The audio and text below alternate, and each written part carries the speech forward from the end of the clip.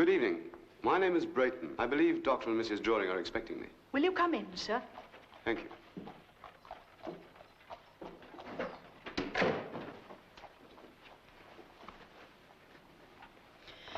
Chilly out, isn't it, sir? Yes, it is rather. Who is it, Molly? Mr. Brayton, ma'am. Mr. Brayton, how nice to see you. Good evening, Mrs. Drawing. I'd like to commend you on your fine progress in tutoring my son. Thank you. Malcolm seems to idolize you.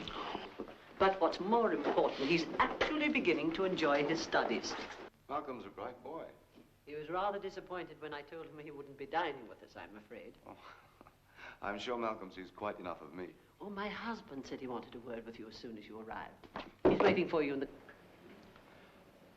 Malcolm, it's well past your bedtime. You're a mischievous lad sometimes. Molly, will you show Mr. Brayton to the conservatory? Yes, ma'am. The conservatory is where my husband indulges the scientific side of his nature, the study of animal life. Oh, I should warn you, Mr. Brayton, his taste unfortunately runs rather to the lower types. You come this way, please, sir.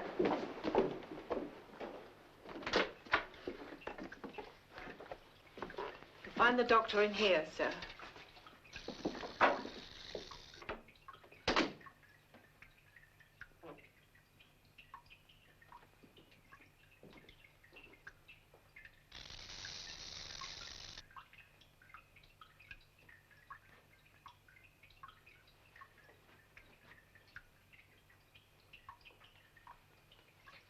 Dr. Drawing?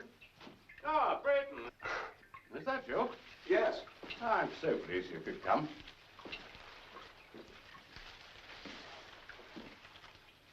I had no idea you were an amateur scientist. So this is what your wife meant by the lower types. I see she's been getting at you already. Yes, my scientific interests are decidedly reptilian. Dragons of the prime, nature's vulgarians, I love them all. My wife refers to me as the Zola of zoology. Mrs. Drawing apparently doesn't share your enthusiasm. No. And therefore, she has been excluded from what I call the snakery and doomed to the companionship of her own kind. As Malcolm, I'm pleased to say, shares my interest in snakes. But I expect he's mentioned it too. Oh, yes he has. But I'd no idea that he had access to live ones.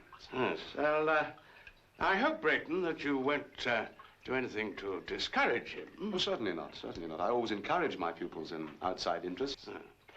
As my wife, you see, is utterly opposed to our son following in my reptilian footsteps. Yes.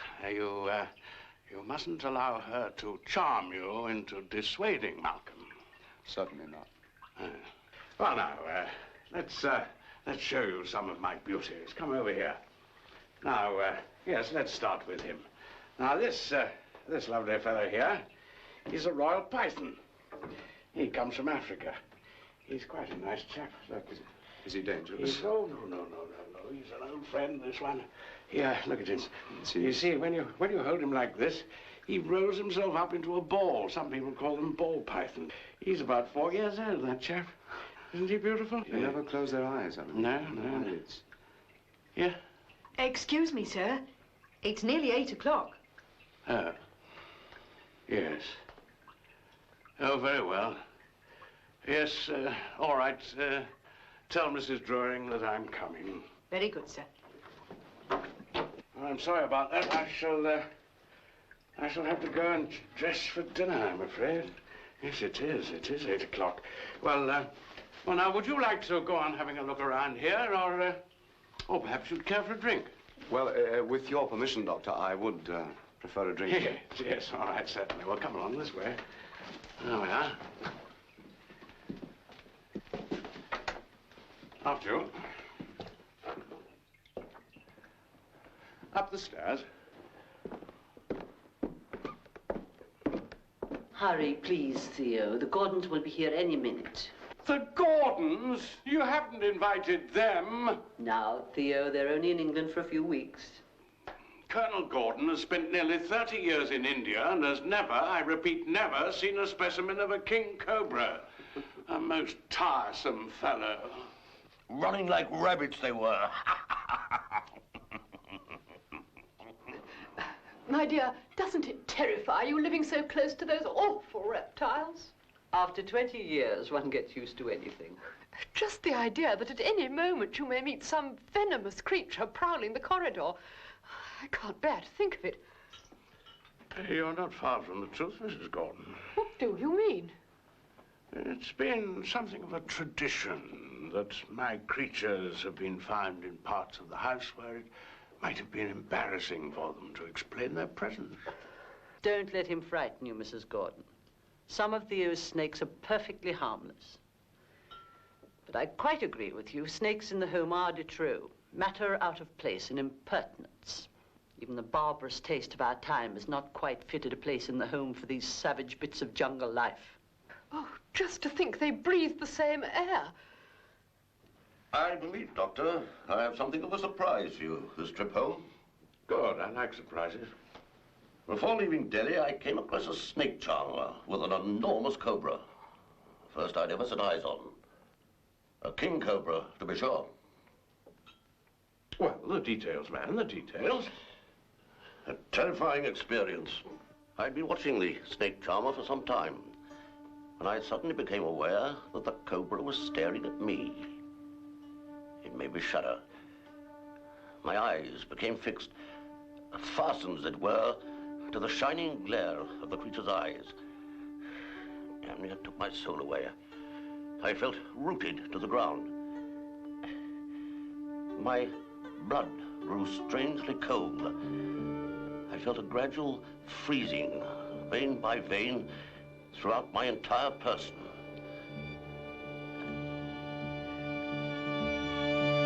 These poisonous snakes can charm you. Of that I am convinced. If I might say so, Colonel, a charming story. A snake charming a man? Bah! You don't believe in this charming nonsense, do you, Brayton? I certainly do not. Oh, it may be possible for a man to charm a snake, but the reverse. A snake charming a man strikes me as the greatest of fancies. Well, the sensations I described were these just the same. And, Mr. Brayton, I read recently in an old scientific work that it has been attested by many wise and learned people that snakes possess a magnetic property, and that whoever falls into their suasion is drawn towards the creature despite his will and perishes by the snake's bite. And that, Mr. Brayton, was in old Marister's Marvels of Science. With all due respect, Colonel, the only marvel in the matter is that the wise and learned in Marister's day should have believed such nonsense. Excellent wine, Doctor. Shall we leave the gentleman, then? Of course. Well, gentlemen, I have some excellent brandy in my study in this way.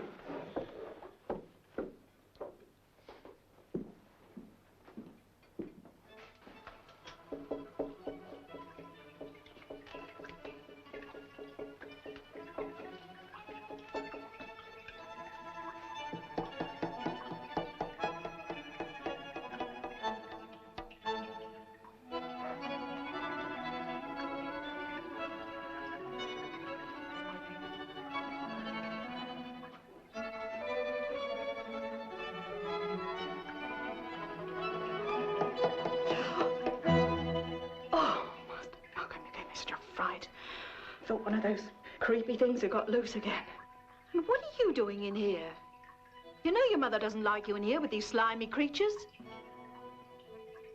Now look, do you want me to tell Mr. Brayton that you're in here and that you won't go to bed when you're told? He'll come and give you what for, that's for sure. Good night, Filthy, venomous things.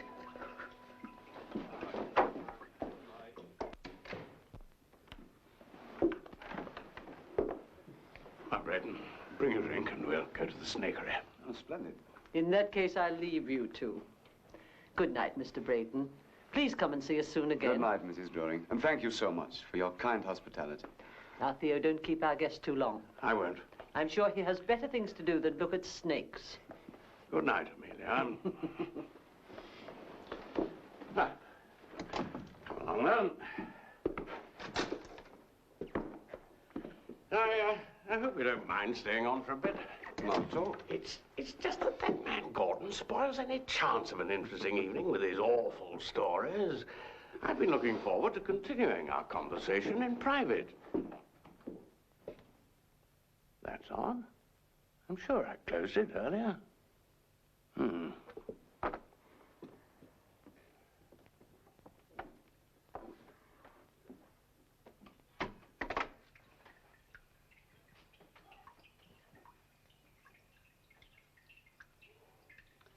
Gordon seems so true to type somehow, don't you think? I mean, the bluff, hearty soldier, not much imagination, I'd have thought. I'm surprised that he, of all people, should fall prey to such alarming fantasies. Oh, my dear boy. Colonel Gordon's like any other old Indian Army waller. Can't resist a good story, especially if it's got any Oriental hocus-pocus in it. He'll be serving up the Indian rope trick next. It goes down well in the mess, old boy, what? It's curious, isn't it, how people have such an inherent fear of snakes? Yes. Yet, you know, children, I mean, little toddlers who are instinctively terrified by the sight of a large animal, such as a cow or a dog, show absolutely no fear of snakes. I mean, they'll reach out their hand to touch them. And they've even been known to handle venomous snakes without coming to any harm. Extraordinary. Yes. Yes. Now, I look upon the snake with a totally different feeling from most people. To me, the snake is an object of wonder. I marvel at their physical grace. Here, come over here and I'll show you one here. The black mamba. They're beauty. Poisonous? Oh, my dear chap, one of the deadliest snakes on earth. This poison's of the neurotoxic kind. It attacks the nervous system, causes paralysis. Now, bitten, a man will die within an hour.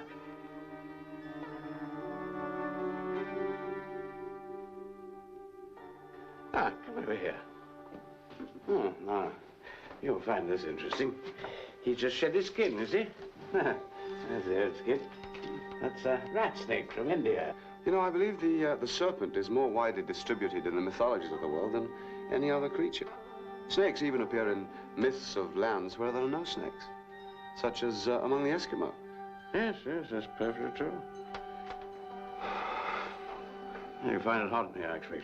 It's a bit humid. Oh, they like it. They certainly have a thoroughly evil reputation. Yeah.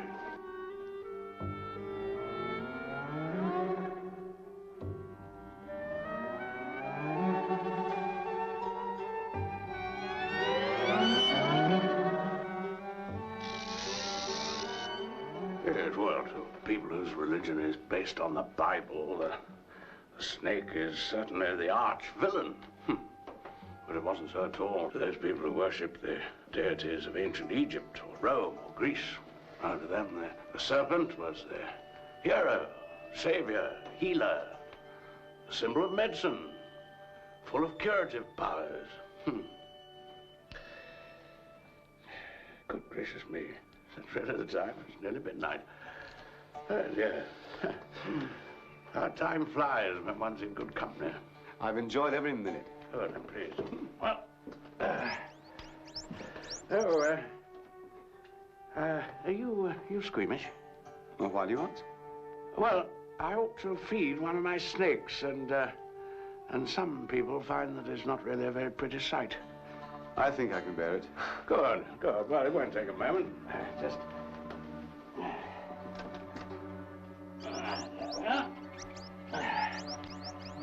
Now, just open up here.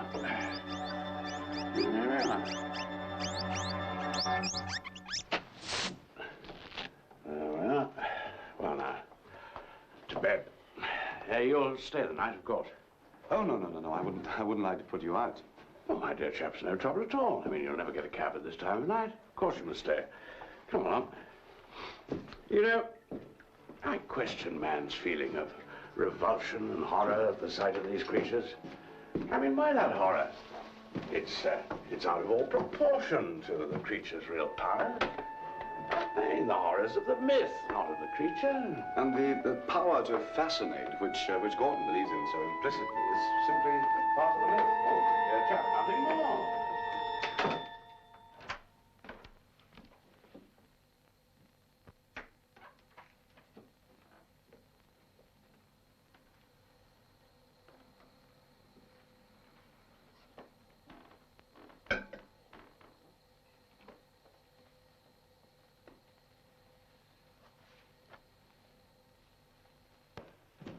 Let me show you the way.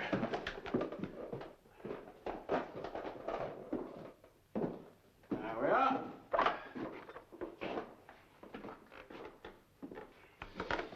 Just turn this up. Phew, stuffy in here. It's like breathing cotton wool. Don't worry. Just open a window. There we are. That's better. Well, my boy. I shall be most comfortable here. Good. Well, plenty of books here if you want any reading matter. I can recommend this if you're not too bored with the subject of snakes. You'll find more information on one page of this than you will in the whole of Merrister. I'm sure I'll find it fascinating. Good. Well, I'll say good night then. Good night. Sleep well. I will, thank you. Oh, and if you want anything, just call out. I rather suspect the servants have gone to bed by now. Thank you. Good night. Good night.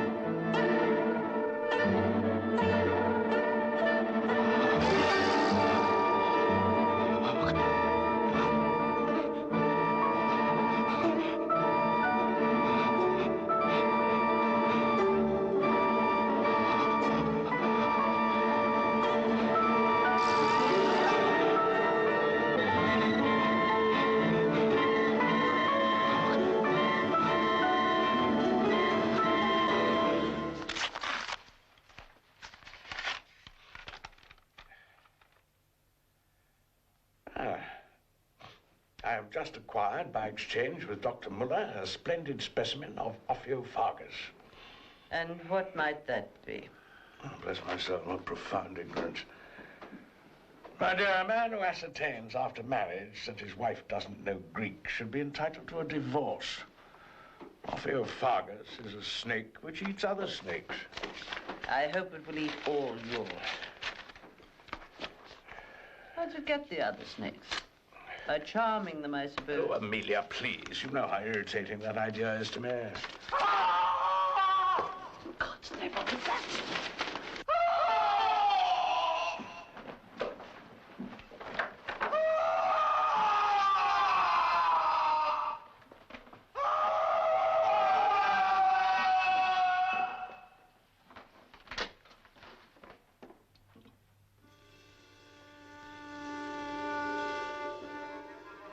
Brayton! What is it, sir? Is he all right? Quick, Molly, help me. Give me a hand. Turn him over. Gently, gently.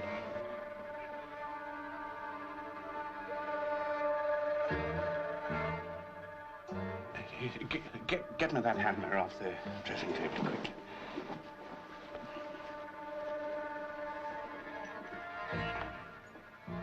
What's happened to him, sir?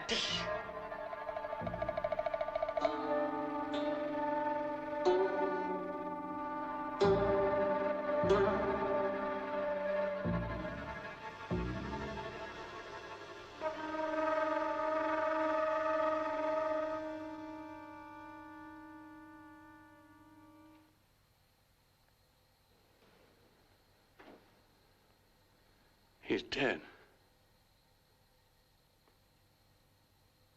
Oh, dreadful. Poor man. Molly, you better go and tell Mrs. Druring. I'll see to things here.